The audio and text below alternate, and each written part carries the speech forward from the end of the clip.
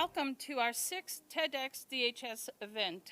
Today we'll be presenting Cohort B presenters. Ms. True and I are thrilled to present to you this exciting event here at Dartmouth High School. This is an independent organized event. This year will be broadcast via live stream by DHS TV Media Productions. This is a change from our previous format of having a live audience. Our live stream event, along with participants wearing masks, has been updated to meet all the COVID-19 guidelines. Our theme this year is Sociology, moving forward one step at a time. Students from Cohort A and Cohort B will be presenting various topics that are engaging and stem from their personal passions. These students have volunteered their time to this group indigently prepare presentations to enlighten you on various topics. You may be new to TED and you might be wondering, who is this TED guy? Well, I'm here to tell you there isn't a person. Instead, TED is an acronym for Technology, Entertainment, Design. The TED organization has covered many ideas worth spreading in various fields of study. You will see the same diversity in the topics being presented to you here today. The topics today will be on modern feminism, the importance of linguistics, and the truth behind your meal for today. Our first presenter is Elizabeth McKinley. Elizabeth is a junior here at Dartmouth High School. Elizabeth is a member of the Debate Club, Political Science Club, and the Student Voice Club. She also loves international news and politics and enjoys traveling. Elizabeth chose her topic because she is very interested in feminism and the fight for equity among the genders. Although we have made many improvements in women's rights in the last century, Elizabeth would like to see more equitable change become a reality. Please welcome Elizabeth McKinley as she presents Modern Feminism.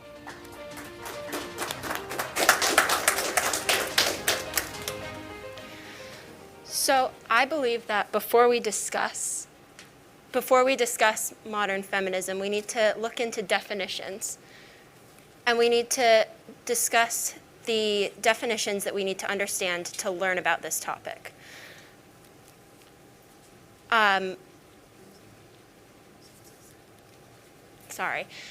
After we discuss the definitions, we're going to talk about the history behind feminism in order to understand how we got to where we are today. Next, we're going to go into modern women's issues and discuss the reasons that we're still fighting today. And finally, we'll discuss solutions and how you can help, specifically those who already have privilege. So first off, we're going to go into definitions.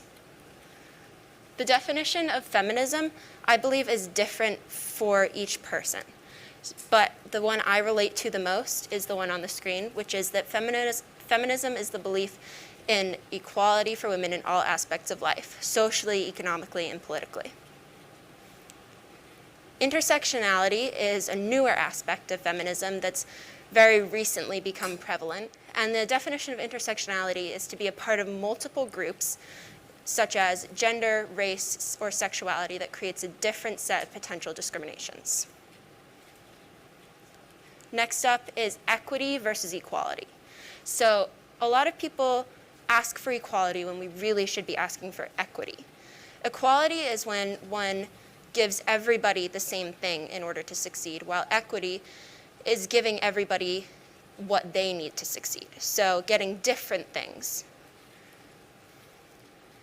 This is an example. So you can see here on the first part of the picture, this is demonstrating equality. Everybody got the same thing, but they all need different things, because you can clearly see the first man can see well above the fence, but the third one still needs more height. On the second part of the picture, you can see that they have equity, because the first man doesn't have a box because he doesn't need one, while the shortest one needs 2 boxes in order to see. So now this brings us to the history of feminism. So the major events in recent history especially include the 1848 Seneca Falls Convention, which launched the women's suffrage movement. Suffrage is asking for the right to vote. In 1920, the 19th Amendment was passed, which gave all women over the age of 21 in the United States the right to vote. During the mid-1900s, women entered the workforce due to World War II, and this led to more of a equal society because before this, women weren't believed to be able to actually work. Whereas now, while the men were in war, people could see that women were able to work, and they actually contributed to society more than if they were just a housewife. Next up, in the late 1900s, was the attempt to pass the Equal Rights Amendment. This would have given women the equal rights by law in the Constitution of the United States. However, this didn't pass, which discouraged a lot of women. And then finally, in 2021, we have our first female vice president, which everybody knows about, and our first female vice president in the United States, I should clarify. So this is significant because it shows that women now have a real say in what goes on in our country, which is really important because women need to have a say because we represent half of the population. Next up is the waves of feminism. So there have been 4 waves of feminism, most believe. So the first wave was really focused on votes for women. And once this succeeded, we moved on to the second wave, which had the main slogan, "The personal is political." This means that women's personal lives were becoming politicized. And some believe this was a good thing and some believe this was a bad thing. Because sometimes personal lives have to be politicized in order to actually make a change. We then moved on to the third wave, which has been focused on intersectionality, which I defined earlier. Intersectionality is, as a reminder, when you're part of more than one group that creates a sense of discrimination sometimes. So the third wave, some believe is still going on, but there's also a fourth wave that some people believe has started. The fourth wave has really been the era of the Me Too movement and using social media and the digital world in order to portray feminism. So the fourth wave, this can bring us to modern issues. So the modern fight for equality has 3 main things. We can talk about the #MeToo movement, intersectionality, and stereotypes. The Me Too movement was started by Tarana Burke, and it began to raise awareness about sexual harassment.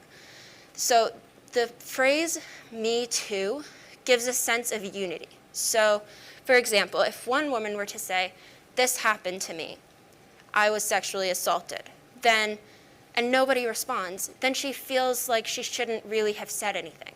But if someone responds with, "Me too," then there's a sense of community and there's a sense of, okay, I'm not crazy, this happened to me too. So by using this, 262 powerful people were caught in the entertainment industry, in the business. This is as of 2019. And then there have been so many other people who've been caught that weren't prominent. And this led to a more equitable society in Hollywood, in business, in politics.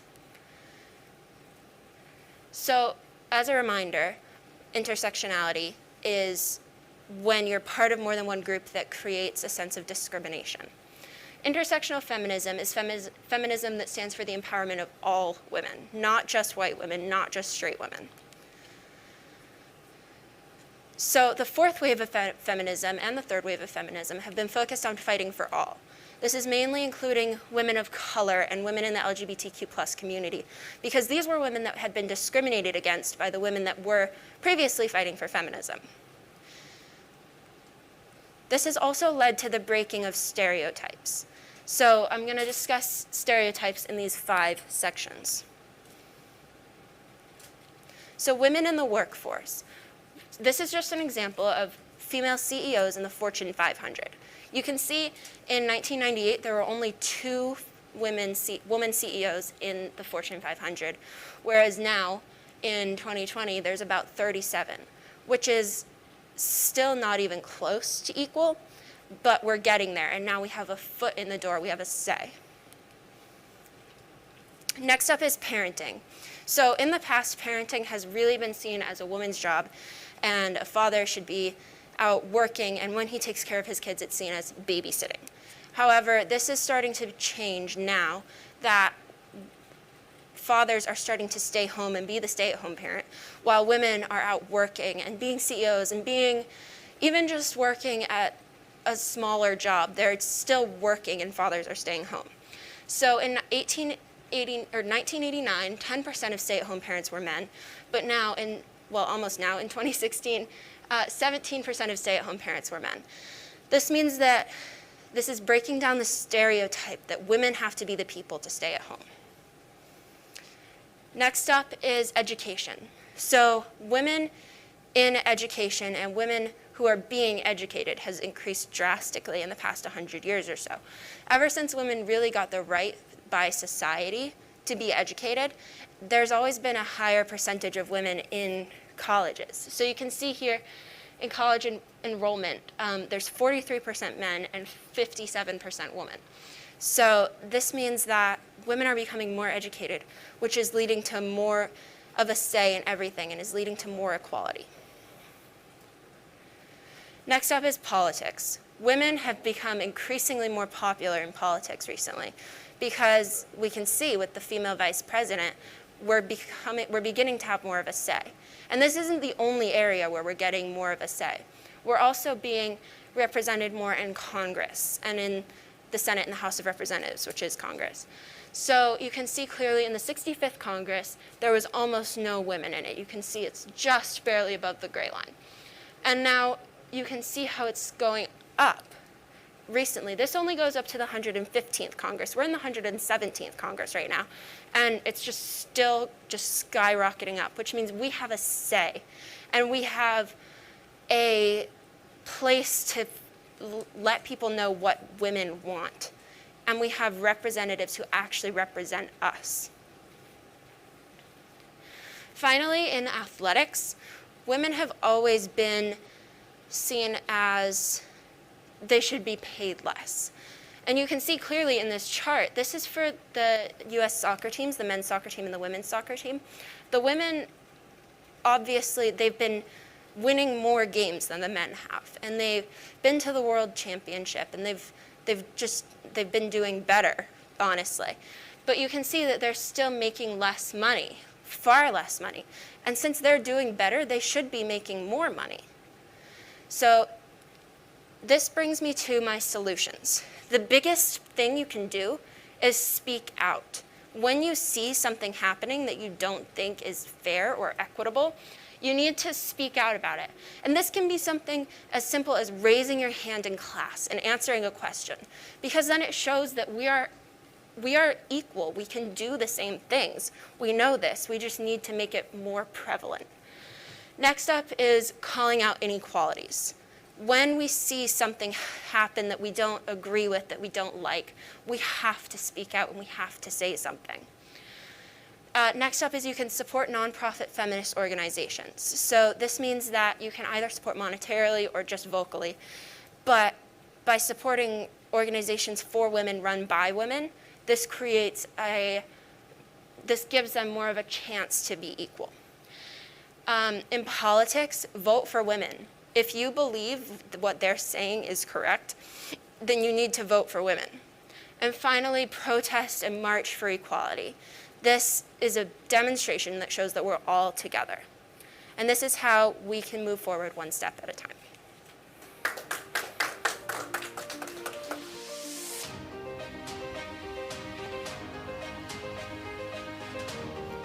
Thank you, Elizabeth. Our next presenter is Caitlin Silva. Caitlin is a junior here at Dartmouth High School, and this is her first TEDxDHS presentation. Caitlin is a member of the soccer teams, went to track, and lacrosse.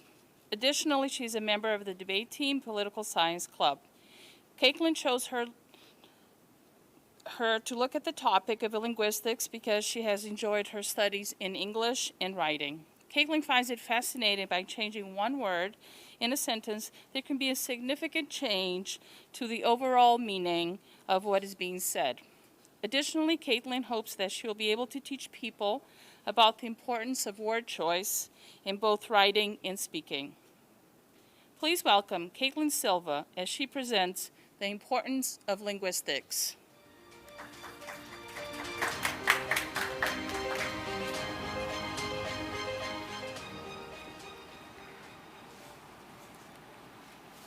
The first step to understanding why linguistics is so important is understanding what exactly linguistics means.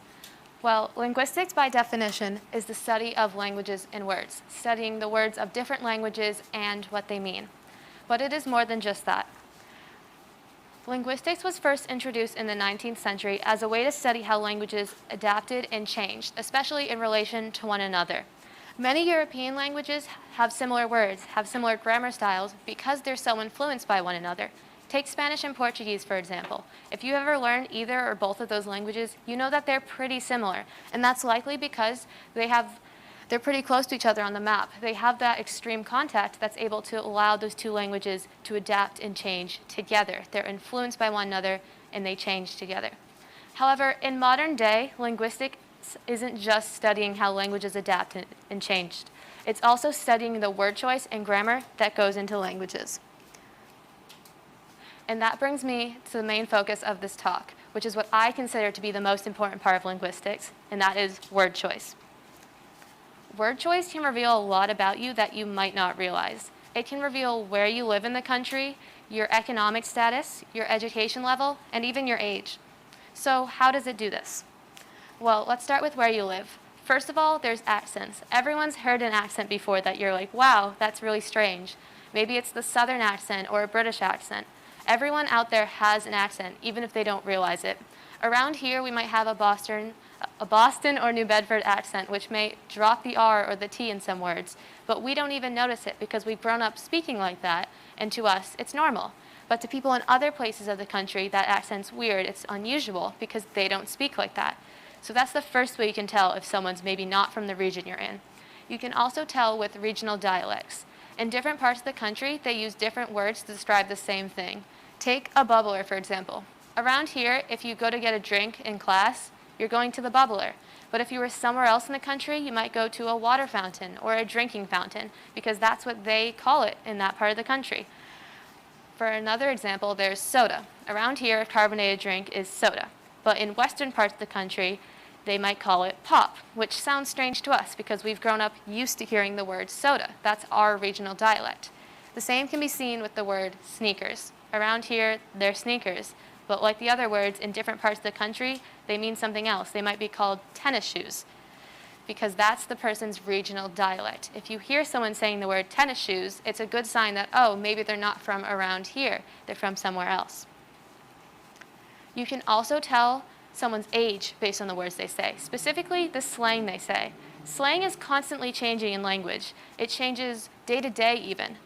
A good example of this would be the phrase, the bee's knees. I don't know if any of you have heard that phrase before, but it's an older one. In prior generations, they might have referred to something that was cool as the bee's knees. If something was the bee's knees, it was really cool and exciting. But nowadays, we don't use that word. We don't use that expression. It's pretty foreign to us. So if you hear someone saying the expression, the bee's knees, that might be a sign that they're older or they have a lot of influence from people who are older. The same can be seen with more modern slang, the word lit. That word was used a few years ago to describe something that was cool, but nowadays you don't really hear the word unless someone's saying it ironically. If someone's saying it seriously, it might be a sign that they're also on the older end, maybe trying to fit in with modern slang, but not doing a very good job at it. Word choice can also reveal your economic status and your education level. These two go hand in hand because typically, if you have more money, you are able to get a better education. This, of course, isn't always true, as there are people who are in lower economic statuses who get good educations. But typically, that is a standard you can notice. An example of this would be the word common. That's a pretty normal word. It describes something that happens a lot of times. But if someone says something is prevalent, that might be a sign that they have a higher education level and, in turn, a higher economic level. This isn't definitive, once again, because you can usually tell if someone's educated, but you can't tell how much money they have by what words they say. You can only get a better indication. So why is any of this important? Why do we need to understand the words we say? Well, when you know what the words you're saying mean and what you can say better, You can make your word choice more impactful, make it so your sentences have more meaning behind them. One way you can do this is by watching your tone. Everyone's heard their parents say, "Hey, don't use that tone with me." And that's because there's very different tones you should be using with your parents to with your friends. There's formal and informal tones. Formal tones means you're probably talking to someone you respect, someone you're not familiar with, and you're going to be a lot more formal. You're not going to use words like slang when you're talking to your boss or to your grandmother. But if you're talking to your friends, you're going to have an informal tone. You're going to use more casual word choice because you have a deeper bond with these people and you want your word choice to reflect that. A good example of this would be, "Why don't we hang out soon?"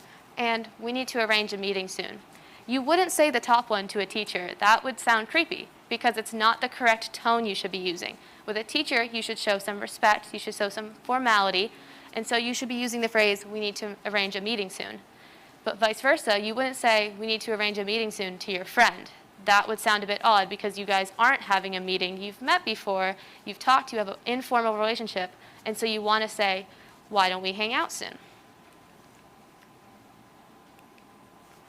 Another thing that impacts your word choice is filler words. If I came up here and said, like, anyway, you could tell that I was nervous, that maybe I didn't know what I was saying. Filler words are clunky and can reduce the impact of your sentences, making people think you're nervous and that you don't understand what you're talking about. And so by reducing these filler words or cutting back on the ones you use, you can make your words have more impact to them. A good example of this is, "I think I saw our teacher might be absent today," versus "Our teacher is absent." This first one is clunky. It doesn't really make as much impact as the second one because you're using filler words. You're using words that are reducing the impact of what you mean because you're unsure. You don't know for sure if this is happening and you want your words to have less impact. But for the second one, your words are more impactful because you've reduced those filler words and they have more meaning behind them. If someone said, "Our teacher is absent," they know. They're very confident about it and they have not used the filler words. Another thing that impacts the impactfulness of your sentences is connotations. Words have a definitive meaning that you find in the dictionary, their straight definition, and they have an implied meaning because words can have a more positive, neutral, or negative lighting based on their connotation. Take, for example, the word skinny. That's pretty neutral. If someone's skinny, they don't have much weight on them. They have less weight than normal. But if you say the word scrawny, that's a negative lighting to the word skinny. If someone is scrawny, they're maybe too skinny, or you don't like how skinny they are.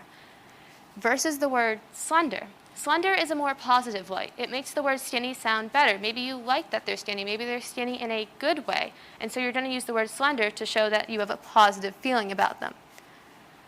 The same can be said with the word said.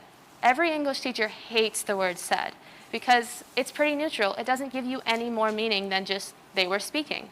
But if you use the word assured, that's a more positive light. It has more positive meaning to the word said, and it makes you feel comforted. If someone is assuring you of something, they're trying to make you feel better. And if someone is huffing something out, if they huffed, that's a more negative lighting to the word said. It means that you're frustrated, that you're trying to show someone you're frustrated by huffing the words out.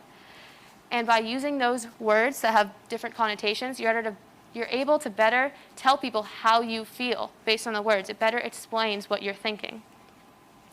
Here's a good example, saying the sunset was pretty. That's pretty neutral. You know that it's pretty, you know that it's good, but you don't really know much beyond that. Versus the sentence, the sunset was a medley of red and orange. That's much more descriptive. The word choice in that is much more positive. You know, okay, they really liked the sunset. It was very pretty. You can tell based on their word choice what the sunset really looked like. It had red and oranges in it, and you have a better image in your mind of what they were trying to say. By using words with more positive connotation, they were able to better communicate with you how they really felt about the sunset. So modern linguistics is constantly changing. As I said before, slang changes on almost a day-to-day basis, but there's also new forms of linguistics, specifically in emojis. And emojis, whether you realize it or not, are basically a whole new language. You are communicating with symbols on what you mean. How many people have added an emoji to the end of a text to be like, "Hey, that was a joke," or "I'm not really serious about this," to make sure that they know you're being sarcastic? Because over text, it's hard to tell if people are being literal or sarcastic, but by using emojis, a new form of language, you can better communicate that. Many emojis, like these, have facial expressions to better communicate what you're feeling, because words may not always describe perfectly what you're feeling, but facial expressions and emotions can better highlight what you mean by your words and what you mean to portray to the other person. And it's ironic, actually, because 3,000 years ago, when Egyptians were using similar forms of linguistics by using hieroglyphics. Hieroglyphics are a pictographic type of language that used symbols to show what they mean. And we're almost coming full circle again by using emojis to now reflect our words, when we used to use pictures in Egypt as a humankind, and now we're going back to that. So as I said before, linguistics is constantly changing. I don't know where linguistics will be in the future because it's changing, the slang we use is changing, and how we communicate is changing. In the modern world, we're going toward more digital forms of communication, breaking down barriers that might have stopped us from talking to people of different languages and those far away from us. Now there's translators and there's pictures that are able to best communicate with people who may have previously had language barriers. So in conclusion, linguistics is always changing, but it's important that you understand how to best communicate with people and best portray what you're feeling to those around you. If you understand the importance of your words and the importance of what you're saying, you can make a better impact on the world around you and communicate with those you may have previously not. And that is how we move forward, one step at a time.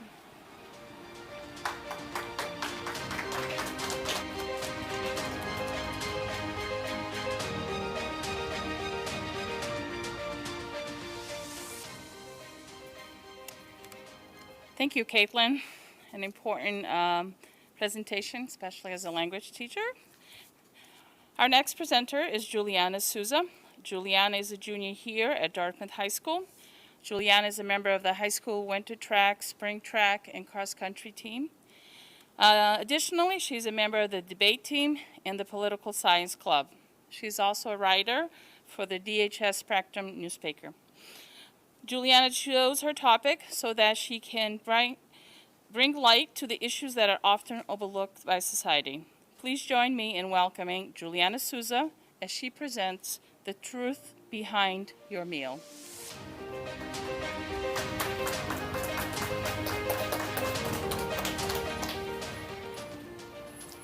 The last time you ate chicken, did you think of how old that chicken was? Or when you had a burger, did you think of where that cow came from? When considering one's meal, most of us never connect our food to the animal, only viewing our meal as, well, a meal, and not as an animal. We believe that since we are humans, we have a right to do what we want to the planet and to other animals. But it doesn't have to be this way. So we haven't always eaten meat. So when did we begin doing this? Our ancestors began to eat meat around 2.6 million years ago. Before this, we consisted of a mostly plant-based diet with some scavenged meat. Due to this, our digestion was a lot slower, and so a lot of our energy and effort was used to digest these foraged foods. Once we added meat to our diet, this energy was transferred to be spent in the brain, so our brain grew. But any calorie-dense food at this time would have had the same effect on our brains. It's just that meat was available to us. So in today's society, most of us no longer need to consume meat. So why do we? Well, we do so because it tastes good. But is sensory pleasure from our taste buds justifiable for taking away an animal's life? So, as with meat, we consume cow's milk. But why do we consume cow's milk? We began to consume cow's milk around 6,000 years ago in Europe. But the dairy market didn't begin until the 1940s, where the WPA, Works Progress Administration, carried out advertisements under FDR's New Deal. They promoted the sale and the consumption of milk. After this, multiple acts were passed promoting the sale of milk and requiring milk in school lunches. Milk became subsidized by the government, meaning it was partially paid for by the government. In 1990, U.S. Congress passed the Milk Promotion Act, where it allowed the promotion of milk. With this, in 1993, the California Milk Processing Board launched advertisements known as the Got Milk campaign, which we all know very well. The Got Milk campaign featured celebrities promoting the sale of milk. It increased consumption of milk dramatically. But, however, in 1997, Harvard did a study on milk and bone health due to the rising consumption of milk in the advertisements of milk. They investigated whether high intakes of milk, 2 or more glasses a day, as suggested, reduced the risk for osteoporosis and bone fracture, as it was claimed. But the study found none of these were true. So how did the milk campaigns respond? They increased their ads. So what do cows have to go through to give us their milk? In the dairy industry, cows are forcibly impregnated by humans in order to give us milk. Cows don't produce milk for humans. They produce milk as part of their natural reproductive cycle. We are stealing this milk from these cows. They do not make this milk for us. They make it for their calves. So in the dairy industry, male cows, if the calf is born male, they are taken away from the mother less than 24 hours when they are born, and they are killed and sold for veal, or they are sent to a farmhouse where they are raised to be 1 to 2 years old, and then they are killed and sold for meat, 1 to 2 years old. If they are born female, they carry out the same lives as their mothers. They endure a life of abuse just for us to have cheese or us to consume milk. In the wild and on farms, cows can naturally live up to 20 years old. But in the dairy industry, female cows only live up to 5 years old due to how tired their bodies are from constantly becoming impregnated and lactating this milk. But it doesn't have to be this way. This theft, this murder, and this abuse can easily be solved by switching to a plant-based milk. We don't need to consume cow's milk. Humans aren't meant to consume cow's milk. If anything, it is more natural for us to consume plant milk. So why do we treat dogs and cats so differently than we treat farm animals? Speciesism. Speciesism is the differing treatment of animals based off of their species. For instance, we treat a dog and a cat with compassion, but we treat farm animals with, well, not. We believe that since we are humans, we have the right to dictate what happens to animals. We believe that we can say, oh, well, you deserve to be treated with love, and, well, you deserve to be treated with abuse because I like the way you taste. But there is no difference between a dog and a pig, and if there is, it's very little. These animals are not meant to be farm animals. Cows, pigs, and chickens are not meant to be farm animals. They were chosen because they are gentle, they are compassionate, and they are loving. You would not see a farm full of bears or tigers, even though you can eat them, and I'm sure that they taste good. We take advantage of these animals. So why love one but eat the other? We don't need to treat animals so differently. We can work towards a different future where all animals are treated equally, no matter their species. So often when we talk about the abuse and the inhumane killing of animals, we resort to saying we should kill them in a humane way. But can you kill an animal humanely? The definition of humane is having or showing compassion or benevolence. You can't have or show compassion to someone by taking away their life. The solution is not killing these animals in a less painful way. It is not killing them at all when we don't need to consume this meat. You cannot humanely kill someone who doesn't want to die. So moving away from cows, what about pigs? Pigs are the 4th most intelligent animal on the planet, following chimpanzees, dolphins, and elephants. But pigs are treated very, very differently than these animals. If we were to eat an elephant, that would be seen as inhumane. But if we eat a pig, well, that's normal.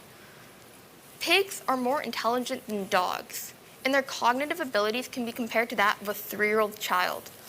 But again, we don't treat them this way. Pigs in the meat industry are killed at 6 months old. 6 months.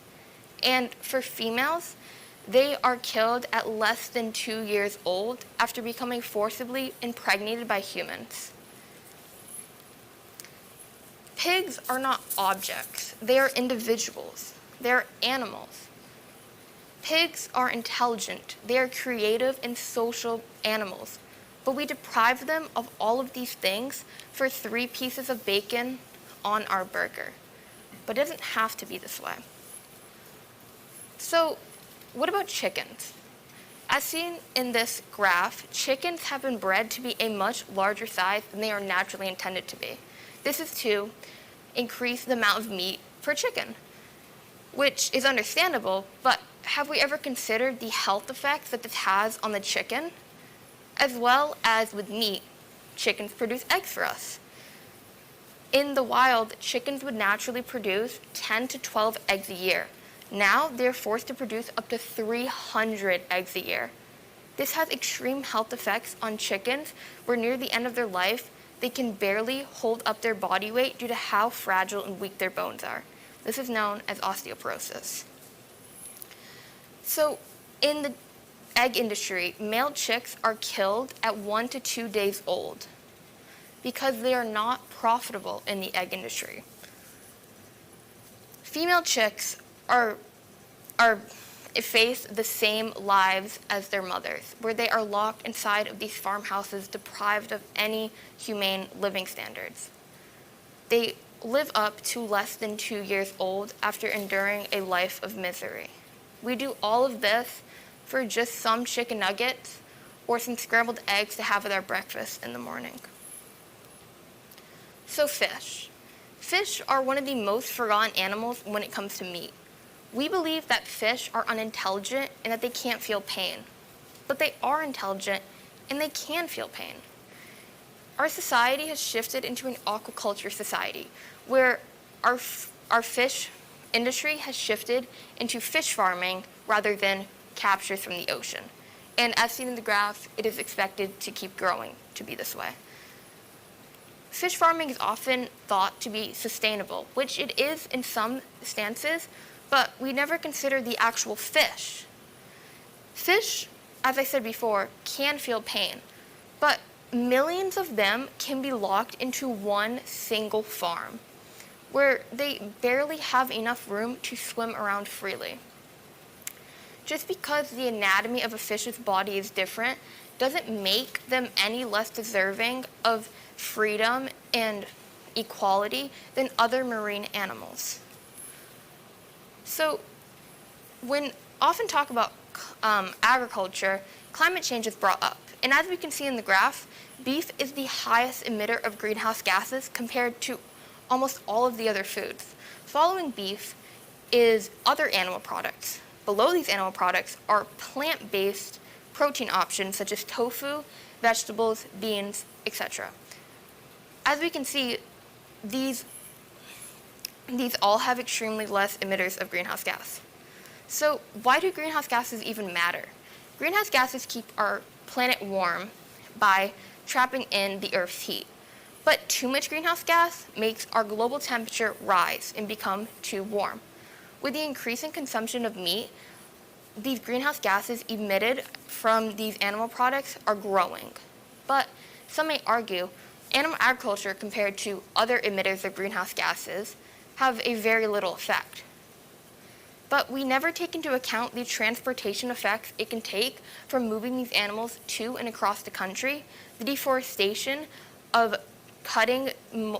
chopping multiple trees, acres of trees down to make room for these land animals, and the water usage it can take. That all contribute to climate change as well. Climate change is not just greenhouse gases. So, in order to get our meat, someone has to do the killing of these animals. Oftentimes, these workers are migrant immigrant workers that have nowhere else to work. These conditions in these factories for these workers to face are extreme, and oftentimes workers can face PTSD from the brutal killing of these animals, of killing hundreds to thousands of animals in a single day. Workers often resort to substance abuse and can suffer from anxiety, depression, or dissociation from reality due to how difficult their job is. We often believe that it is a personal choice to consume meat or animal products.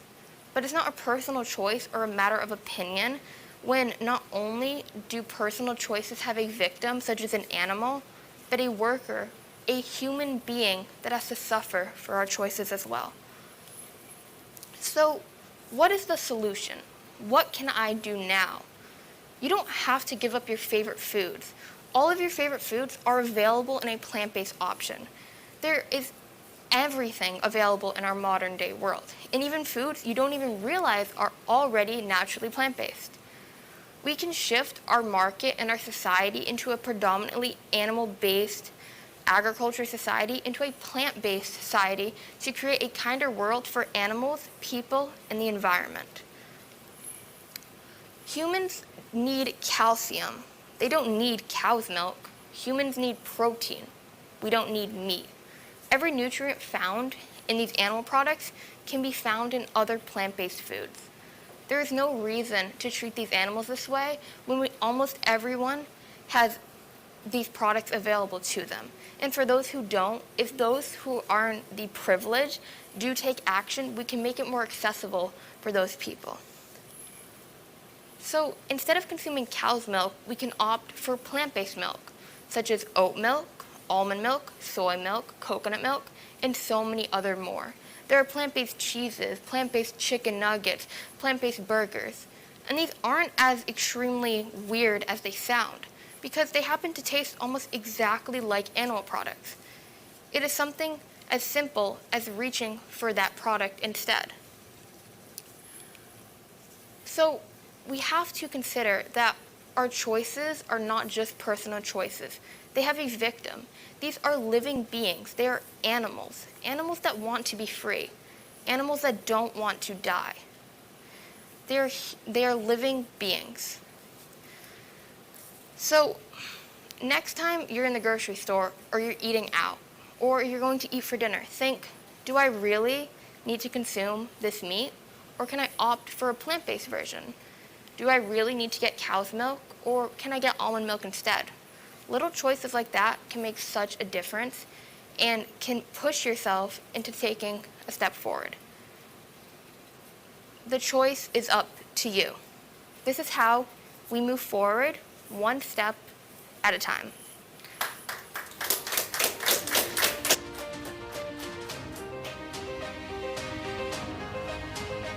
Thank you, Juliana, for presenting a very interesting topic these days.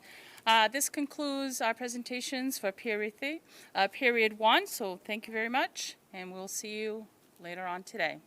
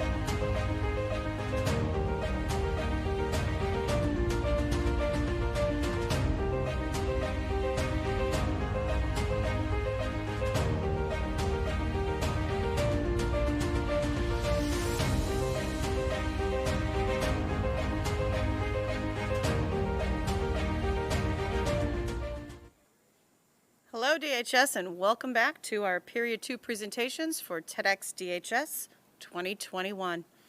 Mrs. Souza and I would like to welcome you for this next period and for third period. The TEDx Club is thrilled to present to you this exciting event here at Dartmouth High School. This is an independently organized event. This year it will be broadcast, and obviously you know that, via live stream here at by DHS TV Media Productions. This year our format has changed from having a live audience because, of course, we need to meet COVID protocol guidelines. We are also having participants wear masks to meet those guidelines. Our theme this year is Sociology, moving forward one step at a time.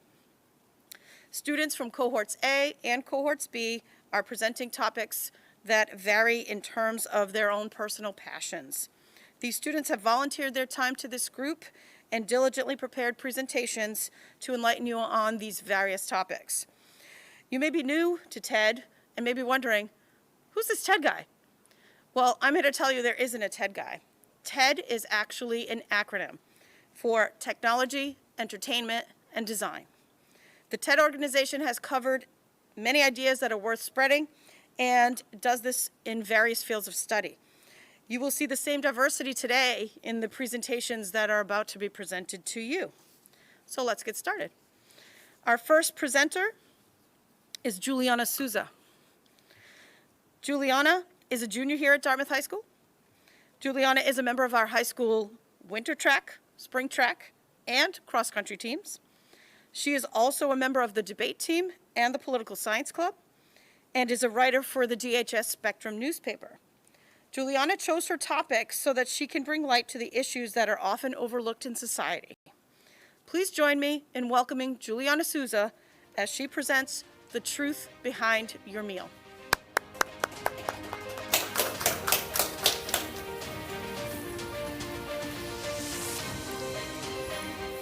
The last time you ate chicken, did you think of how old that chicken was? Or when you had a burger, did you think of where that cow came from? When considering one's meal, most of us never connect our food to the animal, only viewing our food as, well, food, and not that the animal that food once was. We believe that since we are humans, we have the right to do what we want to the planet and to other animals. But it doesn't have to be this way. We haven't always eaten meat, so when did we begin doing this? Our ancestors began to eat meat around 6,000 years ago.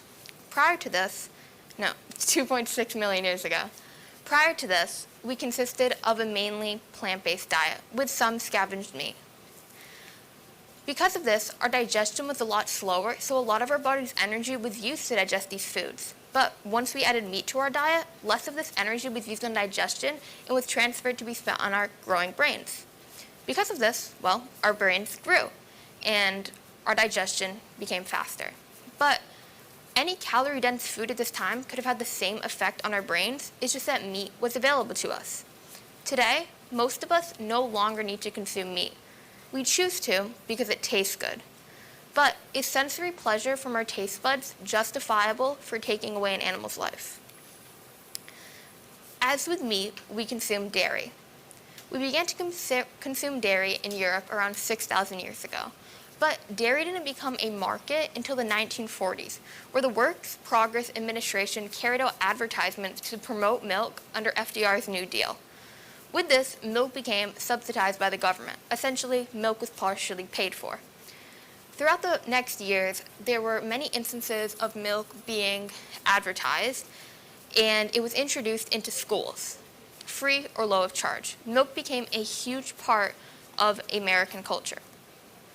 But in 1990, U.S. Congress passed the Milk Promotion Act, where it allowed the promotion of milk. With this, in 1993, the California Milk Processing Board carried out the very famous campaign, Got Milk, which we all know very well. It featured many celebrities promoting the sale of milk. However, in 1997, Harvard did a study on milk and bone health to see these claims that the milk companies were representing. They investigated whether high intakes of milk, 2 or more cups a day, reduce the risk for osteoporosis and related bone fracture? The study found that it did not. So how did the milk campaigns respond? They increased their advertisements. So what do cows have to go through to give us their milk? Humans are not meant to consume cow's milk. Cows don't make milk for us. We are stealing that milk from cows. Cows produce this milk for their babies. So in the dairy industry, if the calf is born male, they are killed and sold for veal, or they are sent to a farm where they are killed at 1 to 2 years old and sold for meat. If they are born female, they carry the same exhausting lives as their mothers, where they are forcibly impregnated and are made to be lactating this milk. That is not for us. In the wild, cows live an average of 20 years, but cows only live up to about 5 years due to their bodies becoming extremely tired from this constant impregnation and lactating of this milk. We are forced to view cows as only objects that supply us with something. But cows are individuals. They deserve a life of freedom and autonomy, just as with a dog or a cat would. So, speaking of dogs and cats, why do we give so much compassion and love to dogs and cats, but not to other animals? Speciesism. Speciesism is the belief that certain species are superior to others, while others aren't. So, in our standpoint, dogs and cats are superior to cows and pigs. But there is very little that separates these two animals. There are only slight characteristics that separate pigs and dogs, but their treatment is very, very different. So why love one but eat the other? It doesn't have to be this way. We can work towards a different future where dogs and pigs, or cows and cats, are treated equally, and it doesn't matter their species. So often when we talk about the inhumane killing and the mistreatment of farm animals, we resort to saying that we should kill them in a humane way. But can you kill an animal humanely? The definition of humane is having or showing compassion or benevolence. You can't have or show compassion to someone by taking away their life.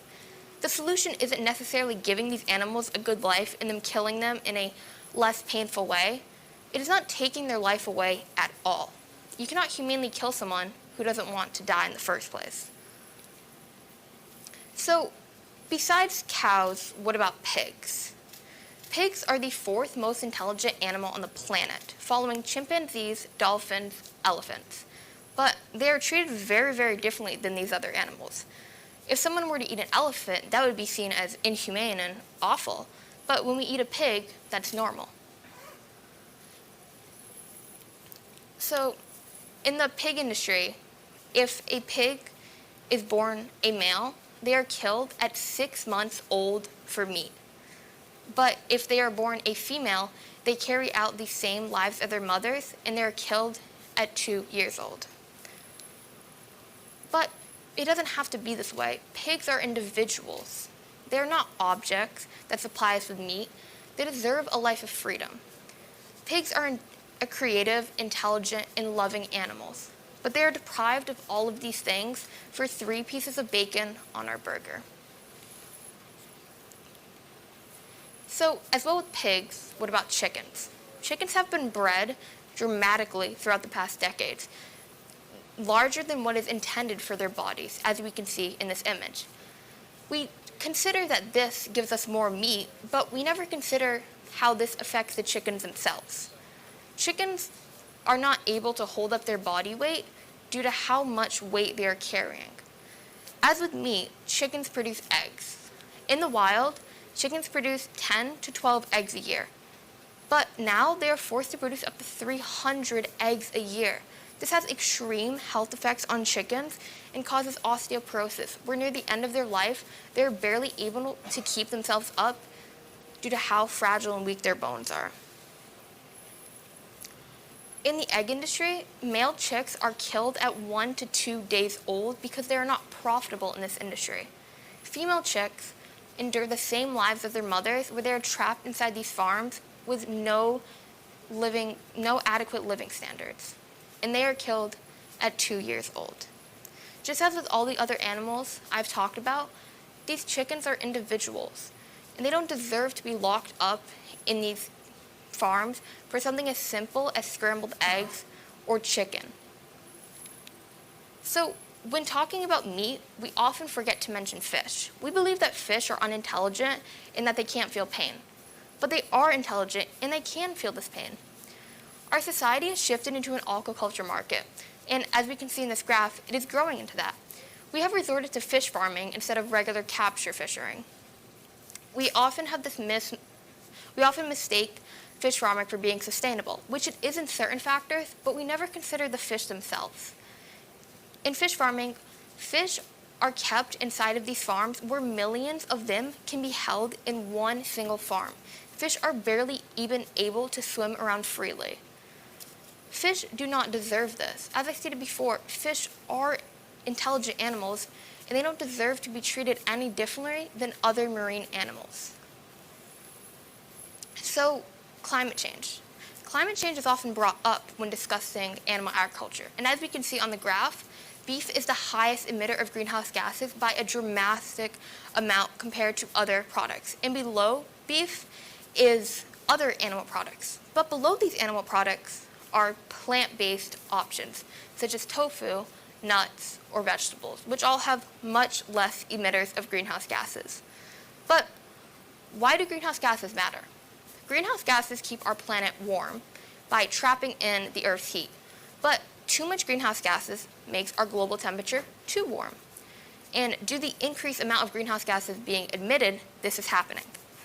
So a common argument is that animal agriculture doesn't have as much greenhouse gas emissions as other emitters of greenhouse gases such as transportation or electricity.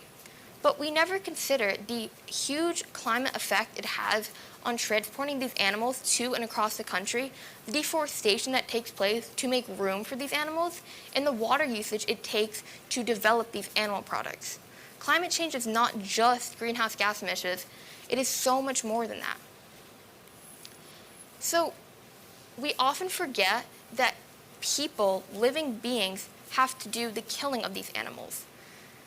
Oftentimes, the slaughterhouse workers are migrant or immigrant workers that have no other options but to work in these facilities. Slaughterhouse workers can suffer from PTSD due to the emotional turmoil of killing hundreds to thousands of animals a day. Slaughterhouse workers can resort to substance abuse and oftentimes can suffer from anxiety issues, depression, and dissociation from reality due to how vigorous their jobs are.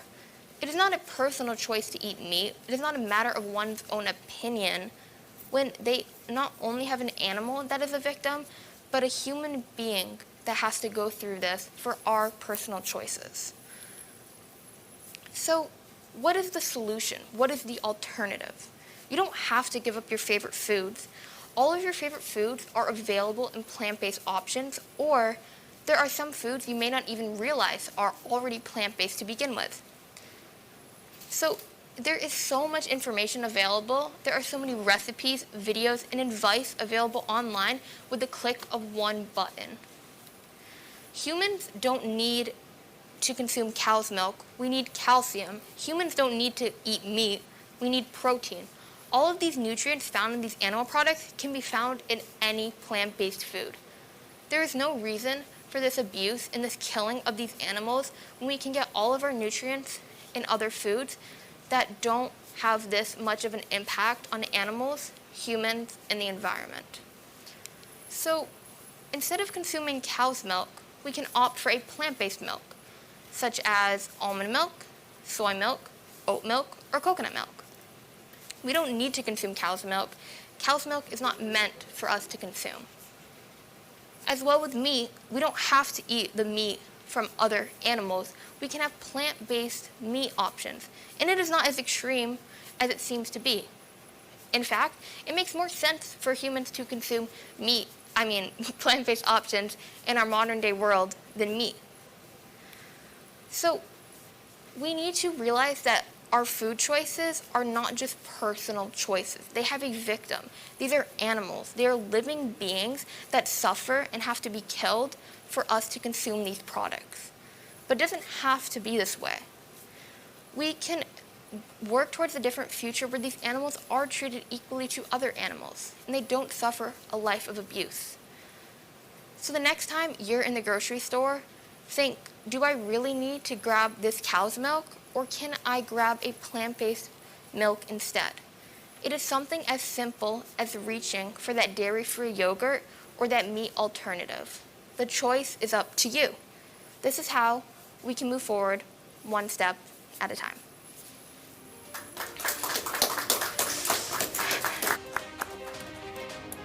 Thank you, Juliana. Great topic to provide your peers with alternatives. All right, our next presenter is Cole Perry. Cole Perry is a senior here at Dartmouth High School. He is very involved in the theater program and is a member of our DHS football team. Cole is also a member of winter track and spring track and is involved in our a cappella group, Harmonics. And I've heard him sing and is wonderful. Cole chose his topic because he plans to join the military after graduation and believes that this is a great option for many students who want to both serve their country and obviously learn a variety of new skills. Please join me in welcoming Cole Perry as he presents Military versus College.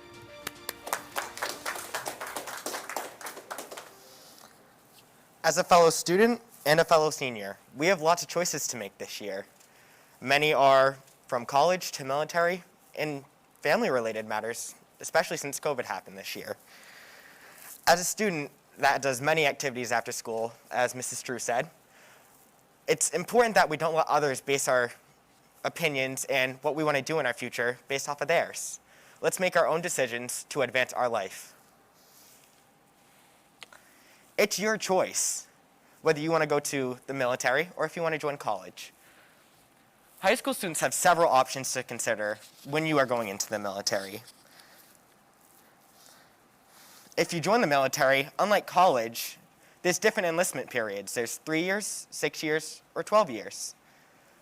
This is different from if you want to go into the medical field when you're in college, it might take 8 or plus years. As if you join active duty, this means that you are based outside of the country or inside the country for an extended amount of time, as reserves are like the National Guard during the Capitol attacks this year. They were called in for more than 3 weeks now, and once it's over, they will go back home to their families, and after you do active duty and reserves, you can go to the civilian life. Civilians are people who are, after they join the military, in case of war, they will be called in. Enlistment possibilities: 3 years, 6 years, or 12 years. 3 years is your basic level of entry when you join the military. 6 years is the middle ground, and 12 years is the highest amount you can serve for a consecutive amount of period. 12 years and 6 years, you have more benefits that you can choose from, like a sign-on bonus, or more to your housing stipend and your food stipend. The GI Bill. The GI Bill stands for the Soldier Bill and the General Enlistment Bill. The soldiers were called GIs. That's where this comes from. And the bill helps veterans and active duty soldiers get their higher level education. The Department of Veterans Affairs and Education Benefit is the one who deals with the GI Bill, and you can find more on their website about their benefits.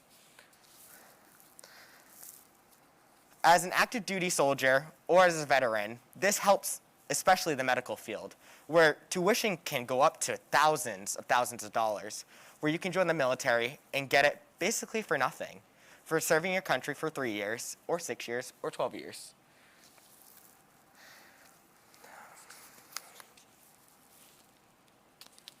Jobs. For the next 2 slides, I will be discussing the difference between military jobs and college jobs if you get out. These are the same jobs, and there's multiple jobs after this that we won't see today. For one, medics. Medics in the military are very important as they serve for many different branches of the military, such as the Coast Guard, Army, National Guard, Air Force, and Navy. Medics will receive 1 month of advanced training and learning through the Coast Guard. This does not include the basic training, which is an average of a 2-month span period for all branches of the military.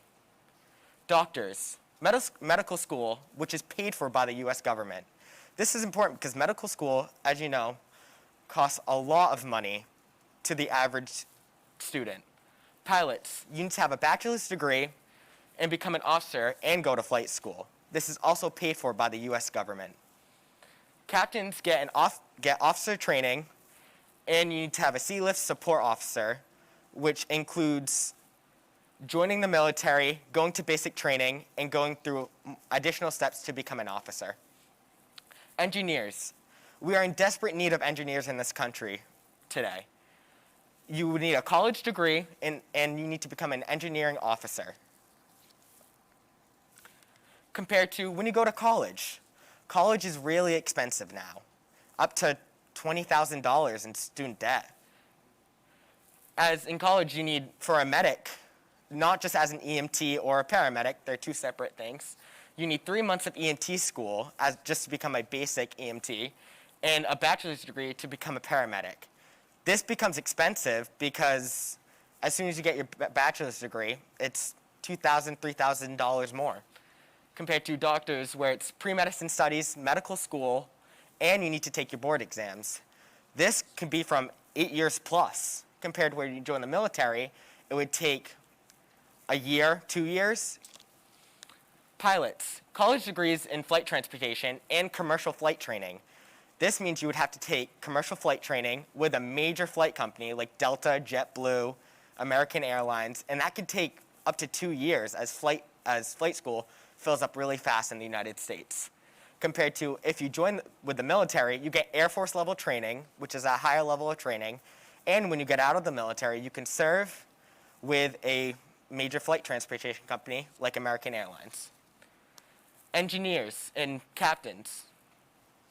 Captains is anywhere from an oil vessel to a major cruise ship.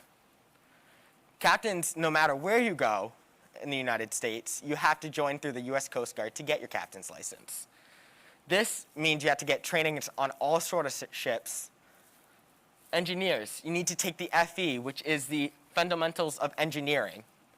You need to go into engineer training and have a 4 years apprenticeship, compared to when you join the military, you get a 2-year education, and by the time you get out, 3 years, 6 years, or 12 years, you're ready to go. You're ready to join the engineering course.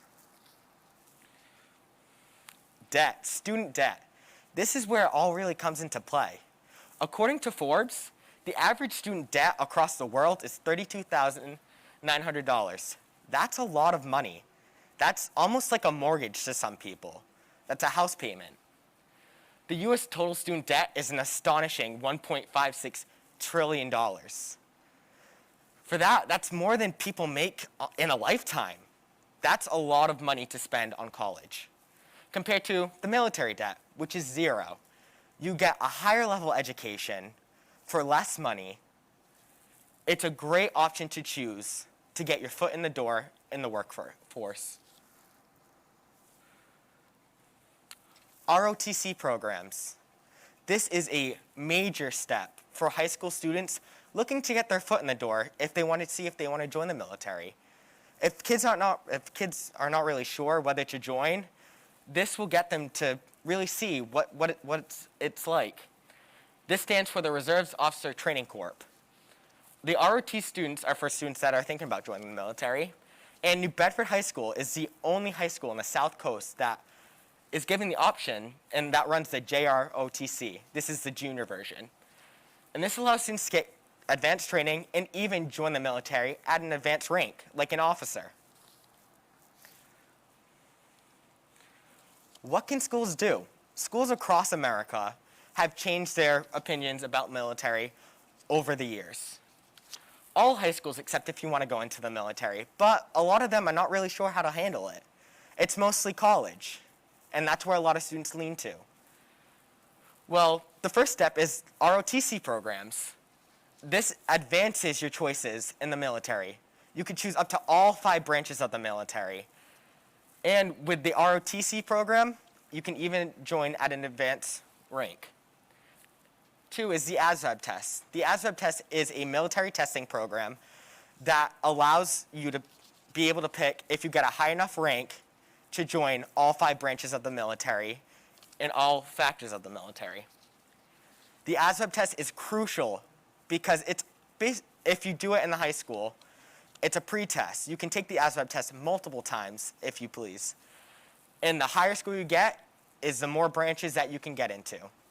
This allows students to see where they stand and if they want to advance into the military career or go into the college route. And the third is invite military recruiters to the schools. This is important because without military recruiters, you won't get to know your benefits and where you stand. Most military recruiters, they're only at lunch shifts and they don't really say much. They hand out lanyards. If this was available, more people would get to find out what their benefits are, like stipend for food, stipend for houses.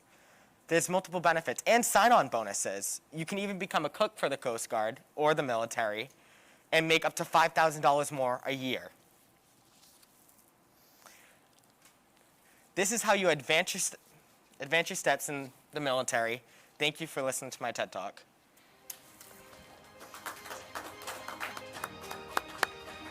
Thank you, Cole. That was a great way to enlighten your peers in terms of what options they have upon graduation. Okay, and here we go with Caitlin. Our third presenter for period 2 is Caitlin Silva. Caitlin is a junior here at Dartmouth High School, and this is her first TEDxDHS presentation, and we are so happy to have her with us. Caitlin is a member of the winter track teams, along with being on the soccer and lacrosse teams as well. She is also on the debate team and is a member of the political science club. Caitlin chose her topic of linguistics because she enjoys her studies in English and writing. Caitlin finds it fascinating that by changing one word in a sentence, there can be a significant change to the overall meaning of the entire sentence and what is being said. Additionally, Caitlin hopes that she will be able to teach people about the importance of word choice in both writing and speaking. Please welcome Caitlin Silva as she presents the importance of linguistics.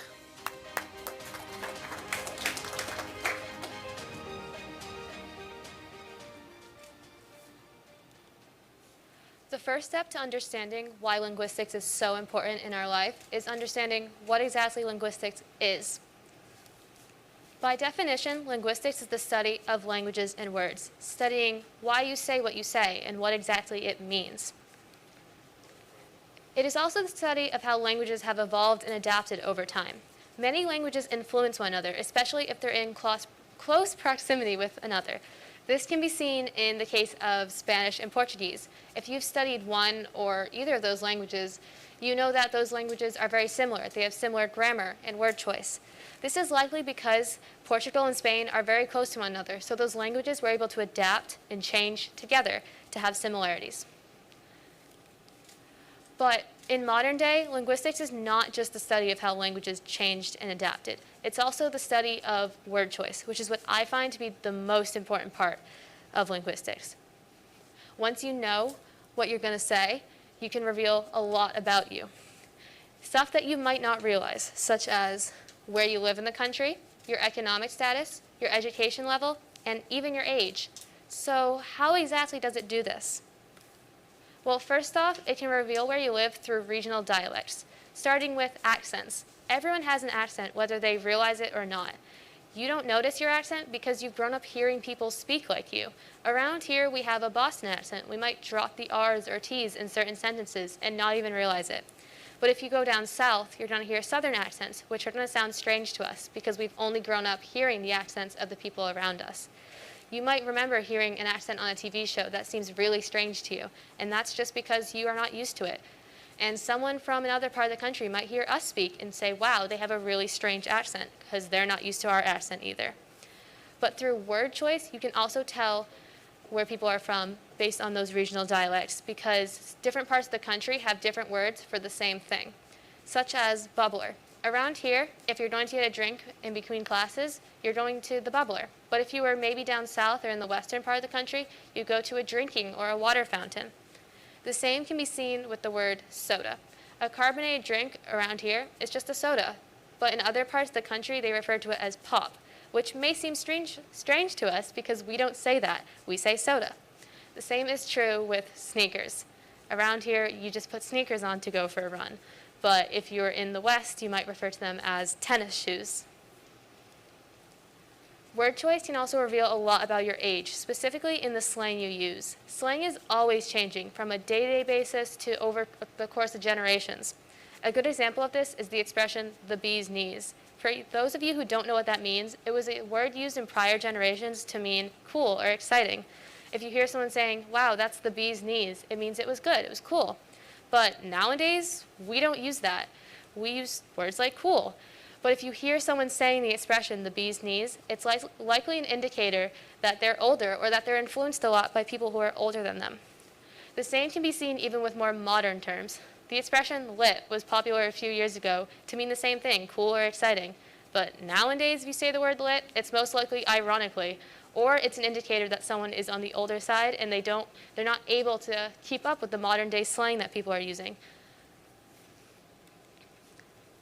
You can also tell a lot about someone's education and economic levels based on the words they say. This is not a true indicator, as it's not always a tie, but more often than not, if you're a higher economic status, you have higher education levels.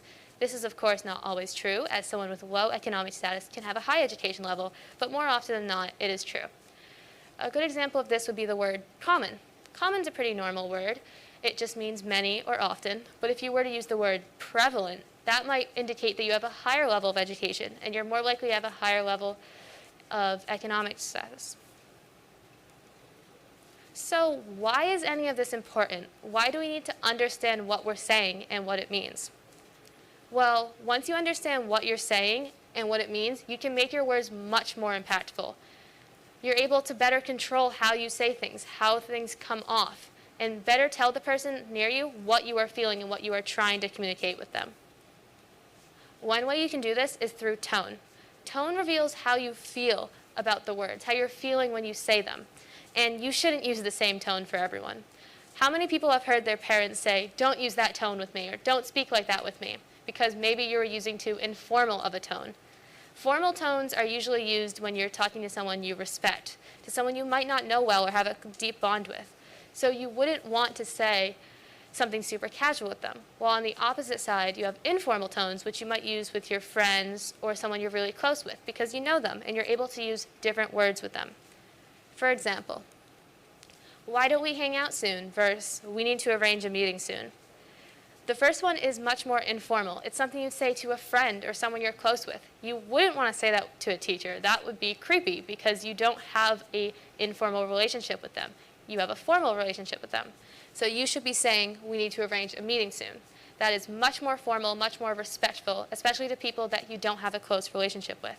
But you also wouldn't want to say that to a friend because you're trying to give off an informal tone that you're familiar with them, you're friendly. So you would say, why don't we hang out soon? There's also a lot of difference in how you say words. That can greatly impact the tone. If I say, that sounds great, versus that sounds great, the second one is much more negative. It's not as enthusiastic. It's likely sarcastic. But the first one, it was very happy. It was in a positive light. Based on how you say the words, you can communicate how you're feeling, what you want your words to say. Saying something sarcastically implies that you don't really mean it, but saying it enthusiastically means you do mean it. You really mean it, and you're trying to portray that to them. Oh. Another thing you need to be careful of is filler words. If I came up here and said, anyway, you would think I was nervous. You would think I don't know what I'm talking about. By using filler words, you're reducing the impact of what you're saying, and you're making it more clunky, harder for people to understand what you mean. They're just getting off all these filler words thinking, oh, she's nervous. Oh, she doesn't really know what she's talking about. For example, I think I saw that our teacher might be absent today versus our teacher is absent. The first one has a lot of filler words. It's reducing the impact of what you're trying to say. And by doing that, you're making yourself sound uneasy, unsure, and you don't want to do that when you're speaking, especially when you know what you're talking about. So by saying, our teacher is absent, that is much more definitive. It means you know what you're talking about. You know that teacher is absent. It is much more impactful. You also have to be careful about word connotations. Words have a literal meaning, their definition in the dictionary, and they also have an implied meaning. Words can be neutral, positive, or negative based on what they're trying to say. For example, the word skinny. That's a pretty neutral word. It means that you don't have much weight on you, you're skinny. But if you were going to say the word scrawny, that's a much more negative light to the word skinny. It means maybe you're too skinny. The person telling you that you're scrawny or describing someone as scrawny is trying to make them seem negatively skinny. It's not a good way of describing someone. Versus saying slender. While this also means skinny, it's skinny in a more positive light. It's saying that, okay, they're skinny, but this is good. This can also be seen with the word said. Every English teacher hates the word said. Because it's neutral, it doesn't give you much more beyond the fact that they're speaking. Versus saying the word assured. That's positive. If you're assuring someone of something, you're trying to make them feel better. You're trying to keep them happy.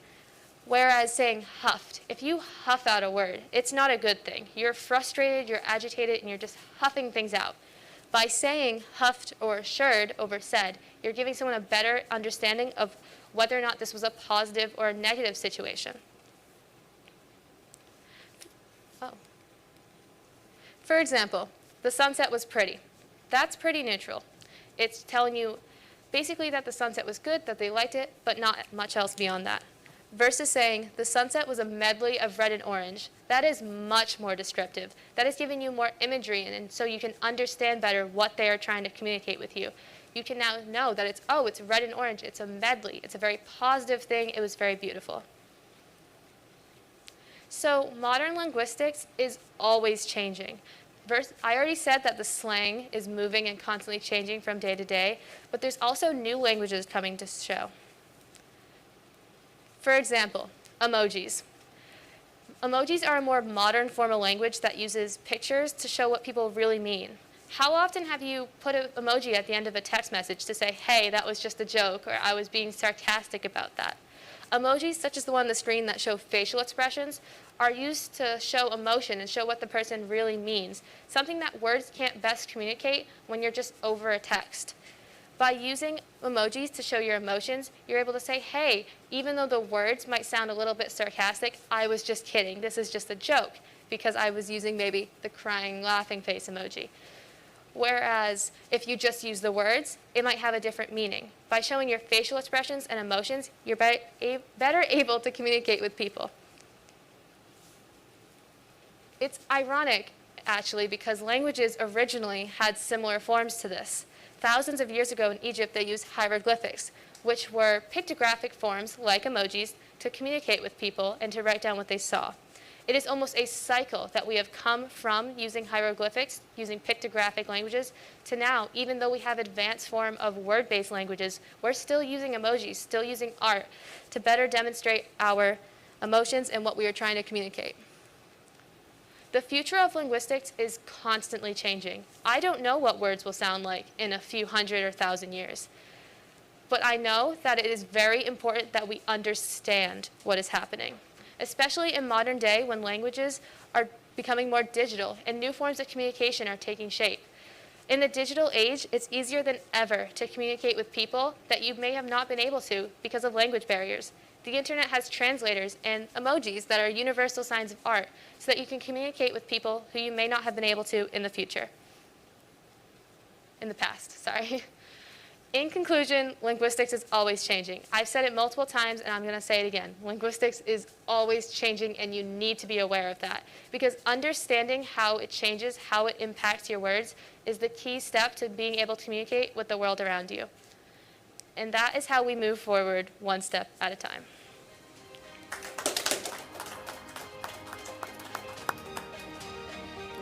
Thank you, Caitlin. This concludes our Period 2 portion of the TEDxDHS conference for 2021. We will have 3 presenters presenting during Period 3, And we hope that you teachers take a few moments to debrief with your students and talk about the many wonderful topics that have been addressed in our conference. Thank you.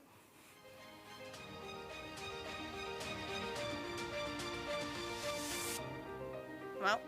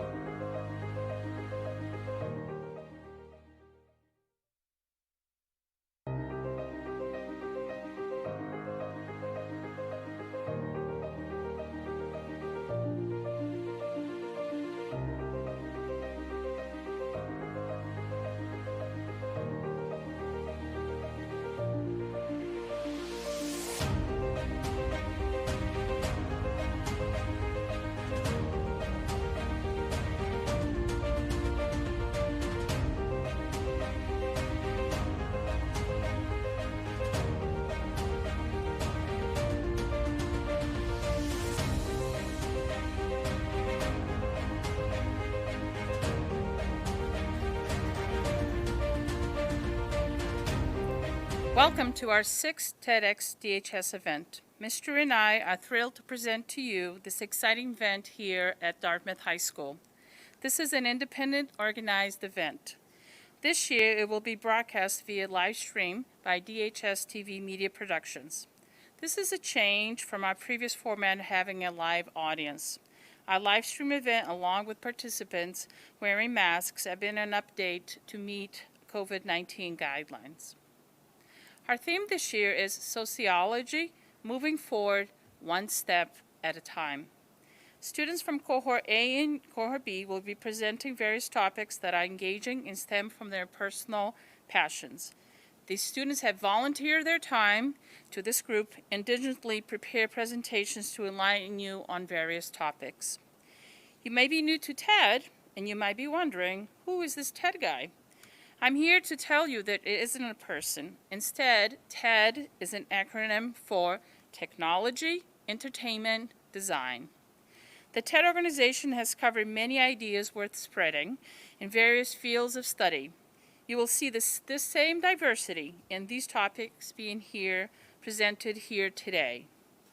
For this period, we will have topics on STEM, foreign language, and modern feminism. Our first presenter is Colin Zhu. Colin is a junior here at Dartmouth High School. He is a member of the speech and debate team. Additionally, he has been a member of Dartmouth DECA team since his freshman year and co-founded the Stock Market Club. Colin chose his topic because of his personal interest in STEM, and he noticed that in his AP research class, he is the only person in the class who uses he, him pronouns.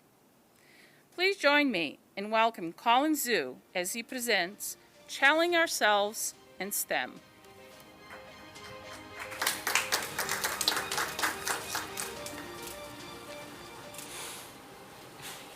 Currently, students in modern America have the ability to choose from a plethora of different courses that weren't available to them many years ago. These courses vary and range from many different topics and fields, and we have many different departments at our school to handle these. Today, I'd like to talk about the STEM field and all the different departments that encompass it. In STEM, 4 major topics are covered: the sciences, technology, engineering, and mathematics.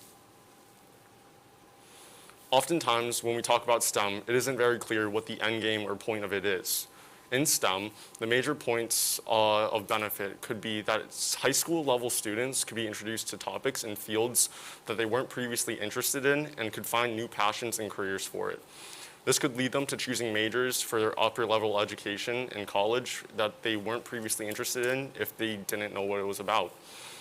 Jobs in STEM can be more financially stable for students in the future, and I'll talk about that later on in the slides. This year, I took AP Research. I had the chance to survey some of my peers and what they thought about advanced and challenging classes at Dartmouth High. A general attitude that students at Dartmouth High had were that 57% of friends had a friend, 57% of students had a friend in an advanced placement class or a more challenging level class. 63% of respondents said that they took an AP for a pursued career in the future, and 60% of respondents to my survey said that they were not deterred by testing fees. A common sentiment in interviews among students were that advanced placement computer science classes at Dartmouth lacked gender diversity when compared to other classes.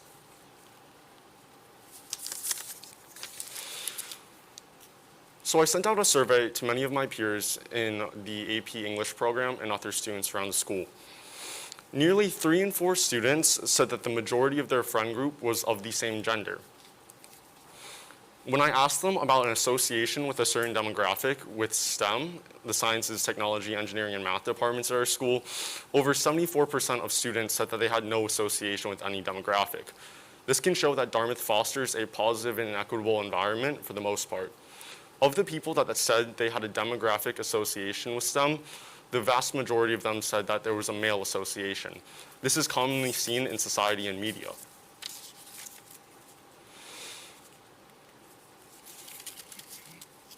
I'm going to be talking about the origins of computer science and how they are mostly female. This contradicts from the societal association with STEM with the male gender. From AP Computer Science enrollment nationally, the vast majority of students are male, around 69%.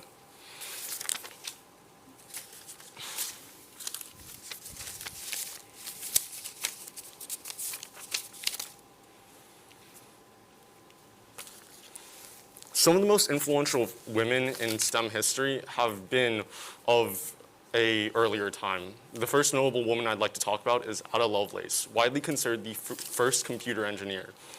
She created notes and thoughts and ideas on how an analytical engine could use repeated instructions to create processes. This would become the major and founding idea of the process known as loops in computer programming. Margaret Hamilton was a NASA engineer, and she helped influentially impact the process that we sent men to the moon in the Apollo missions. She was very successful and influential in her field, despite societal boundaries preventing women at the time from really excelling in the engineering field. Another woman that I'd like to talk about was Marie Curie. She was notable in her fields in radiation and chemistry, with the major discoveries of radioactive isotopes of certain elements. She conducted her research despite significant danger to herself and her coworkers. When it comes to STEM, I got the chance to interview students as to why they chose not to take more challenging courses and why they took the courses they did. I'd like to talk about the importance of suspending our disbelief in ourselves and how that can enable us to have a more productive future. One of the most common sentiments that I heard as to why students avoid these challenging classes is that they avoid them because they perceive themselves as weak in these subjects. They also thought that in these subjects that they're weak in, these minimum requirements for graduation should now become personal goals. This prevents ourselves from being successful in the future by seeing these minimum requirements and not pursuing any classes or careers beyond it. When we enable ourselves to look at STEM beyond what's the minimum requirement for graduation, we're allowing ourselves to take classes and things we're truly interested in and to excel in an academic environment. By taking challenging courses in areas we feel we're weak in, we can strengthen ourselves and create a more well-rounded student as we move on to a higher level of education. Next, I'd like to talk about the importance of diversity in our education at a pre-collegiate level and how that impacts the STEM field in the future. When we place students in environments that have diverse viewpoints and people that vary from ourselves, it forces us to challenge our conventional ways of thinking, and it allows us to think from a different perspective. In the scientific community and the engineering community, many of the world's problems are solved by people who aren't experiencing the problem. They're able to look at it from an outside perspective, but still relate to how it affects people in their day-to-day lives. The importance of being able to look beyond your own perspective is seen in almost every STEM job in the modern world. Next, I'd like to talk about some leading nations in gender diversity in the STEM fields. In China, their era of industrialization and online business has recently come to a major peak. We've seen major businesses such as Alibaba thrive on an international scale. In China, over 50% of online business entrepreneurs are women. In India, we look at a study in 2011 which showed that over 42% of women compose computer science and computer engineering degrees, as opposed to America with 18% of women composing computer science and computer engineering degree holders. In Saudi Arabia, women make up almost 60% of computer science degree holders. The connection between our courses that we take in high school and the careers we pursue in the future are significant. There are many ties between what we learn at a high school level and what we choose to pursue later on in life. When it comes to STEM jobs and how we might advance into them after we graduate, the future looks good. STEM jobs are expected to grow in the next decade around 13%, as compared to the average national job growth of 9%. When looking at STEM job income, on average, STEM-based jobs earn $88,000. This is significantly more than the US average national income of around $46,000. As technology, engineering, and mathematics become more prevalent in society, the ideas of autonomous manufacturing and artificial intelligence become more and more prevalent along with it. We'll begin to see that many manufacturing jobs and lower education requirement jobs become out of fashion and leave the economy. By 2025, automation is expected to cost over 85 million jobs, according to the World Economic Forum. The majority of these jobs will be in the manufacturing sector, along with lower educational requirement jobs and manual labor. However, STEM jobs are looking to have a promising future. They're in ever-increasing demand and are extremely useful in the future. Some opportunities for a STEM education can be costly for students. These costs can oftentimes be overwhelming, and many corporations and companies understand that and consider it when offering scholarship programs. Here, I've listed some of the most major.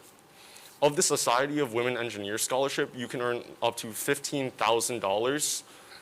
And for the Science Ambassador Scholarship, funded by Cards Against Humanity, they offer up to full tuition.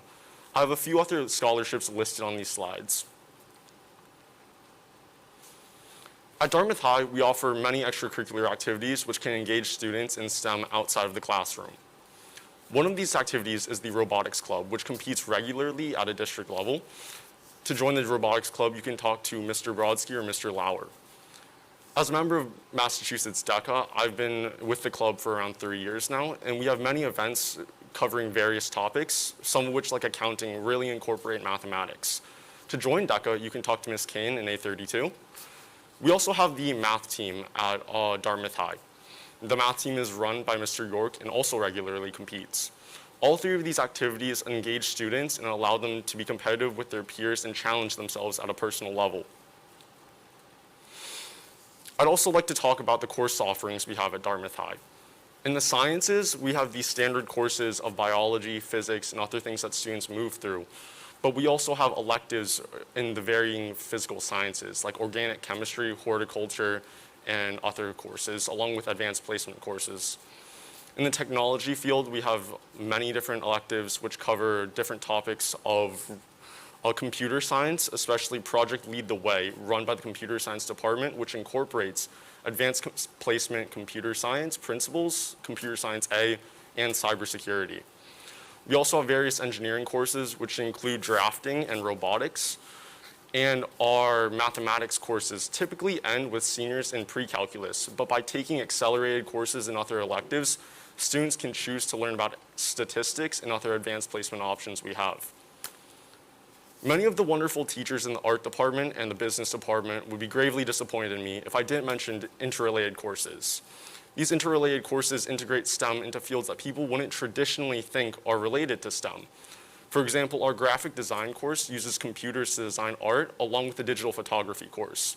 We have entrepreneurship and innovation classes which heavily use computers in the business department. Overall, my main recommendations would be for students to take classes beyond the basic graduation requirements and to explore electives in STEM that they genuinely are interested in. Another major facet that I would think about is searching out scholarships as you approach your graduation year. Scholarships will make it more financially stable to move into a higher education and eventually into a STEM job. Participating in STEM-based activities at Dartmouth High will allow students to really understand what they're interested in and what they might want to pursue outside of high school. Parents should also encourage their students to move up from higher level courses if they are using the minimum requirements as a baseline. For students taking CCR classes, moving up to an honors level class could allow themselves to be challenged more and grow as a student. By emphasizing STEM in our students at a young age and promoting diversity, we're able to create a more equitable and fair community. This is how we move forward one step at a time. Thank you.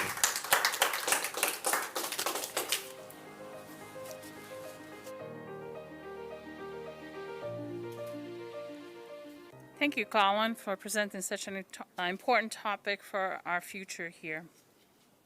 Our next presenter is Jennifer Scott.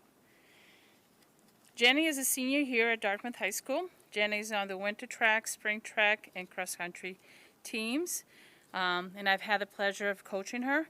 Those of you who know Jenny know how that she is a quiet person, but she's doing this TED Talk to get out of her comfort zone. Originally, Jenny was supposed to present with her friend Lavender Burke, but they were unable to work together since they are in different cohorts.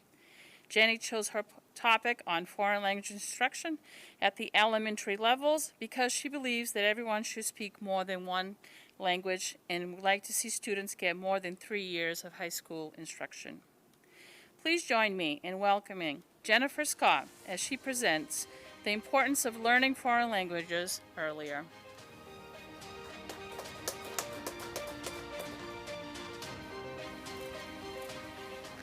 As I'm sure many of you here have taken a foreign language class, and like me, you're most likely not fluent in that language. Teaching kids in middle school is pushing it, but by the time you get to high school, it's already too late. So you may be wondering, what's the point then of taking a foreign language class if you don't become fluent? Granted, there are other advantages to these classes than just fluency. It's still important that students fully understand the language. But there's a greater question here that should be asked. Why aren't students taught this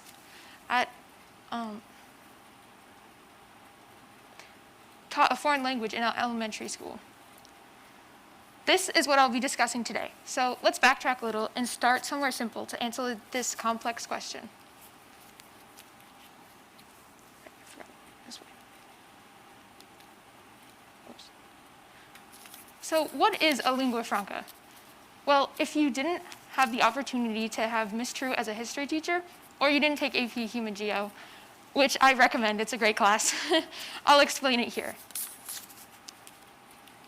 So the Merriam-Webster textbook definition of a lingua franca is any of various languages used as common or commercial tongues among people of diverse speech. So in less words, it's essentially a language that's spoken between two different countries that wouldn't otherwise communicate. And a common example of this is English. So about 1.27 billion out of the 7.8 billion people on Earth speak English, which is a fairly large amount. English is the most commonly used lingua franca, and that's why it's so widespread throughout the world. And oftentimes, people take it for granted because it's so widespread. And people expect you to know English or to speak English. English also takes a long time to learn. I mean, you've probably been learning English your whole entire life, and you might not even fully understand everything throughout the language. So why would you expect anyone else to accommodate them in the language they speak? So the top 3 spoken languages in the world today are English, Spanish, and Chinese. English has spread throughout the world due to Britain and their colonialism. So you can see it spoken here in North America, obviously in Britain, Australia, even parts of India and Africa also speak English as well. Spanish mostly spread through Spanish conquistadors back in the late 1400s and such, and that's why Spanish is so widespread. Mandarin Chinese, on the other hand, is so prevalent because of so many people that live in China today. Okay. So foreign language in the US. Think about it. Most of us have learned English most of our lives. Though some still don't necessarily English properly, they've been immersed in the language for years now. So how could anyone believe that starting Spanish in middle school would help us? You can't put down on a job application that you took Spanish twice in high school. 78% of people speak English in the US, so its majority speak English. And so if you think about it, when you look at road signs or billboards or even posters, most of them are in English. You won't necessarily find a lot in other languages, which is strange because the US doesn't actually have an official language, and yet everybody expects you to speak English. And because of this, there's little immersion of other languages, which can make learning a foreign language seriously difficult as nobody else really speaks it, and you might necessarily not hear it otherwise. But what puts the nail in the coffin is that learning a new language in middle school or high school is prominent throughout the US, which is too late to be learning a language. And this contrasts Europe significantly, as they start in elementary school. And I've talked with Miss Souza, who is a foreign language teacher here at Dartmouth High School, about this. And she has spent most of her childhood in Portugal. So she knows a thing or two about it. She said that foreign languages often began in 5th grade, back when she was there, but now they can start as soon as kindergarten, leaving the US falling far behind. Also, in Europe, they're surrounded by many different countries that speak all sorts of different languages, which can also help as you're more immersed in the language. They also speak a lot more different languages throughout Europe and such. Even just in single countries, you can find a lot of people who speak multiple different languages. And because there's people who speak these languages, people can listen to it and they're able to better memorize it and speak it. But if you don't have that, if you just hear one language, you're going to have a very difficult time learning anything else. So ever wonder why you can't pronounce certain words or phrases in another language? No matter how hard you try, you can get close, but it just doesn't sound right. Some of you watching this probably can't roll your R's. And no matter how many times a Spanish teacher says, no, like this, you still can't do it. And this is because after the age of 12, your tongue and your mouth shape become very inflexible. And so if you aren't introduced to these sounds at a younger age, you won't physically be able to make them. And this is a serious problem because by the time you're taught these foreign languages in middle school at the age of like 12 or 13, your tongue has already become too stiff and inflexible for you to say these words. And at that point, what was the point of learning the language? Which is why you should start at a younger age, so you're able to actually say the words properly. So, and since you're not able to say the words properly because you were taught at such an older age, it often gives people accents. And accents are essentially when you just can't say the word right, so you substitute the sound for whatever other sound that's common in your language. And after just the age of 1, you learn to ignore most distinctions in sound. So it's completely understandable that by 12, you're just too old to say it.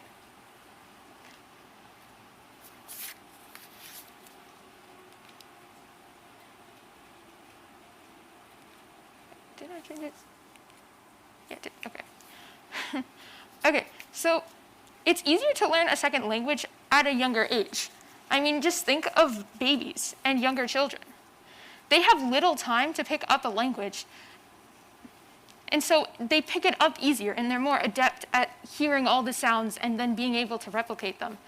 But the older you get, the more you lose this ability. So it would make sense if we started teaching at younger ages foreign languages. Therefore, you could speak it better.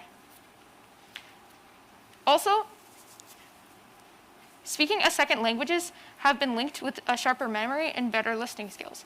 But again, this only happens if you're fluent in both languages, which most often does not happen because we're not taught at those younger ages. We're not taught long enough. So the benefits. The benefits of learning a second language is it can improve cognitive functions and flexibility. And this is important in school especially. Studies have shown that people who can speak 2 languages fluently score higher on standardized tests. Also, once you know another language, it can be extremely helpful to learn others more easily, especially if they're in the same language family. For example, if you know Portuguese, it would be much easier for you to learn another Romance language, such as Italian or Spanish. But more than that, culture is super important to language. And you can't really learn a language without learning the culture. And this is because of slang and words that can have different meanings and words that are linked to certain cultural events. And so it's important to understand the background of where that language came from, as well as where the people who speak that language come from. It can also help you with your ancestry. If you're learning a language that your family speaks, then you'll be able to speak with them too.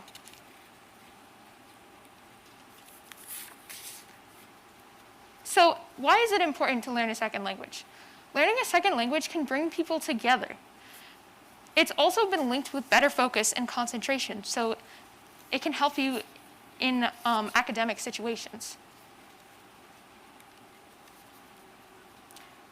So learning a second language provides many benefits, from mental to having a deeper understanding of other people.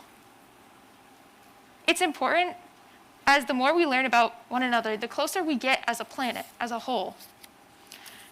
But these issues don't necessarily stem from the teachers themselves. It goes far deeper than that. Change is needed on a national scale. And so I'm here today talking about this to bring awareness to this subject that often goes ignored, in hopes that people stand up and push for this thought to become a reality, to bring people from all different backgrounds together, one step at a time.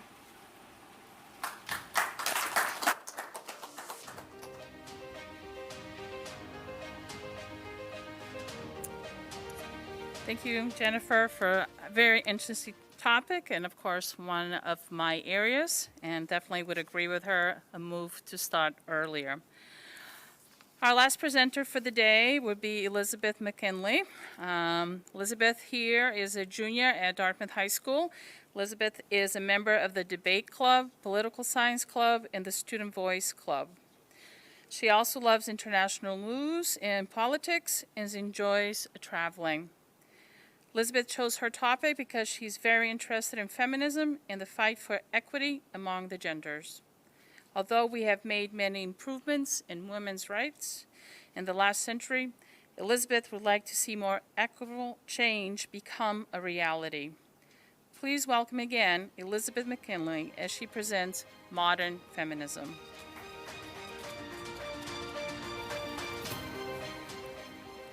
So before we discuss modern feminism, we have to think about the definitions that surround this topic. We can't get a real understanding of the topic without knowing what we're talking about. After I tell you about some definitions, we're going to go into the history of feminism. So we're going to talk about what has brought us to where we are today. Afterwards, we'll go into modern women's issues, which is the bulk of my presentation, which discusses various aspects of modern women's issues. Finally, we'll talk about solutions, how we can help, especially people who are already privileged and already have these rights. So first off is definitions. So what is feminism? Feminism has a different definition for each person, but the one that I relate to the most and the one that I think is the most accurate is here. Feminism is the belief in equality for women in all aspects of life, socially, economically, and politically. Up next is intersectionality. Intersectionality is a newer concept that people have really started applying to feminism, and it means to be a part of multiple minority groups, such as gender, race, or sexuality, and this creates a different set of potential discriminating factors. Next is equity versus equality. So equity is often not what people ask for when it's what they need. Equality is usually what people look for, but really what we need is equity. So equity is giving everybody what they need to succeed. So that means that some people will often get different things. However, with equality, it's giving everybody the same thing. So even if somebody doesn't need what they're given, they still get it. Whereas if somebody were to need something more, they wouldn't necessarily get that. So this is a clear example of equity versus equality. On the first side, we see equality. These three people were all given the same thing, but they aren't all in the same position anymore. The first man is too tall. while the last man is not tall enough. In the second picture, we see equity. Everybody can see, but they were all given different things because the tallest man didn't need that box. So this can bring us to history. So before we talk about modern issues, we need to look at the history of what's brought us here. So first up is the major events in modern feminism. So in 1848 was the Seneca Halls Convention, and this launched the women's suffrage movement. Suffrage, if you don't know, is the right to vote. So women began petitioning for the right to vote. In 1920, the 19th Amendment was passed, which gave all women in the United States over the age of 21 the right to vote. And then in the mid-1900s, women entered the workforce because of World War II. You may be asking, why is this important? This is important because it gave women a job in the workplace, and it showed people that they could do this job. Since men were off fighting World War II, and they were out in other countries, they weren't home to help with jobs in factories and stuff like that. So women stepped up, and they began to work these jobs, and this created a newer sense of, oh look, women can do this. And this started a new era of women beginning to actually work in the workforce. And then in the late 1900s, there were attempts to pass the ERA, the Equal Rights Amendment. This would have given women, or all genders really, equality in the Constitution. And this didn't get passed, which was a major hit for some women. And this is this is one of the ends to the third wave of feminism, which I'll get into next. And then in the 2020 election, Kamala Harris was elected as the first female vice president of the United States. And this is really important because it shows that we finally have the power and the acceptance to elect a woman into the vice president's office. So the waves of feminism. I mentioned the third wave earlier. The waves of feminism are the different eras of feminism that all had a different goal. So the first wave of feminism was focused on women's suffrage, which is the right to vote. That was their main focus, and once the 19th Amendment was passed, they kind of moved on to the second wave of feminism, which was focused on the personal is political. This was a phrase that basically meant women's personal lives were becoming politicized.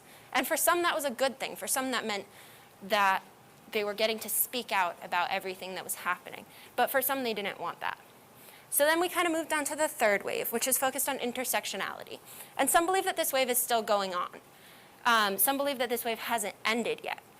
But others believe that the fourth wave has overtaken. The fourth wave is focused on the Me Too movement and the aspects of feminism on social media and online. So this brings us to modern issues. So I believe the three most important issues that we're looking at right now are the Me Too movement, intersectionality, and stereotypes. So first up is the Me Too movement. #MeToo is a concept that was created by Tarana Burke. She began it to raise awareness about sexual harassment and show women's solidarity. The use of the phrase "me too" shows women that they aren't alone. So if a woman were to say, "This happened to me," and then other women responded with "me too," that makes other women feel more invited to speak out. And it's not as polarizing as it was when it was just "this happened to me," and no one responded with "yes, me too." So over 262 powerful men in the Hollywood industry and entertainment and politics were caught as of 2019 as sexual harassers. And this is important because it means that these men aren't loved by all anymore. They're known for how they truly are. And this is just the prominent men, and this is just from 2019. We know that more has happened in 2020. So next we can talk about intersectional feminism. We defined intersectionality earlier. Intersectionality is how different factors cause more discrimination potentially. So intersectional feminism is the feminism that is fighting for all women, for the empowerment of all women. So during the third and fourth waves of feminism, this has become a very important topic because in the past, a lot of people have really just been fighting for white women and straight women. But now we're really looking into women of color and women in the LGBTQ community, which adds more of a true sense of equality and equity, because now we're really going for everybody to reach equality. So this also is breaking down stereotypes. Intersectionality is an aspect of breaking down stereotypes. So the first one is women in the workforce. Women's jobs have changed drastically in the past 100 years or so. So in 1998, there were only 2 women CEOs in the Fortune 500. But now, in 2020, there's 37 women CEOs in the Fortune 500. Now, you can clearly see this is nowhere near equal. It's nowhere near half and half, as would represent the population. But you can see that it's getting better, and that more women are getting to represent companies that are really influential in our society. So up next is parenting. There's always been the stereotype that women are the ones who should stay at home and take care of the kids and do the housework. However, that's a stereotype that a lot of women in the modern 21st century are trying to break. So in 1989, 10% of stay-at-home parents were men. That is a tiny percentage compared to how many families there are. And then in 2016, so more recently, there were 17% of stay-at-home parents as men. And while this is nowhere near equal, we're getting there. We're getting closer. So up next is education. So ever since women got the societal right to be educated, they began to really start to try to be educated. There's a higher percentage of women in college and in graduate school than there are men. You can see clearly on this graph, college enrollment, women are 57% of the people enrolled in college, while men are only 43%. And this is important because women in college means that there's going to be more educated women, which means that we can increase the number of women CEOs in the Fortune 500 further. And then we can also increase the number of women in politics, which you can see clearly here. In the 65th Congress, there were very few women representatives. We're in the 117th Congress now. This one goes up to the 115th. So in the 115th Congress, at the end of the graph, you can see that the number of women in Congress has just spiked because women are voting for women, and men are starting to vote for women too, which is really important. And the fact that we have this many women in Congress means that we're getting a say. Like, we're getting a true say from women for women. And this is really important because we need to have a say in order for the country to be equal and equitable. Up next is athletics. And now, women have always been seen as lesser in most forms of athletics, especially in soccer. However, the U.S. women's soccer team is far better than the men's soccer team. We can clearly see from the fact that they've made it to the World Cup more often. But you can see that they're getting paid almost nothing compared to the men. If a man loses a soccer game, he still gets $5,000. If a woman loses one, she gets nothing. And this is really important because we can see the social aspect of life with parenting. We can see the political with the politics. And this is more of an entertainment aspect and sports, which is watched mainly by men, but also by women. And this is important for men to see that women should be seen as equal. But the way that this chart shows, it's just not. And that's really unfortunate. So what can we do? What are solutions that we can do to help? So the biggest one, the most important one, is speaking out. Whether it's giving a TED Talk, or speaking to your family, or just raising your hand in class. If you raise your hand in class and give your opinion, then the teachers will know and everybody will know that you're not just sitting there, that you're a woman who can think and you can do anything a man can. The next one is to call out inequalities. If you see something happen that you don't think is equal, you gotta say something. It's really important because if you just let it go and let people keep treating women as unequal, then we're never gonna see a change. So the third one is supporting nonprofit feminist organizations. Whether this is monetarily or vocally, it's really important because organizations run by women for women need to become more prevalent. Next is politics. You saw in the previous graph that women are becoming more and more prevalent in politics, but we're still not at the halfway point. And that's what we need to be because that's the most representative of our population. So we need to vote for women. And finally is protesting and marching for equality. Even if this doesn't bring any legal change in like changing laws in the US Constitution, this shows solidarity and this shows that we're all believing the same thing. So this is how we can move forward one step at a time.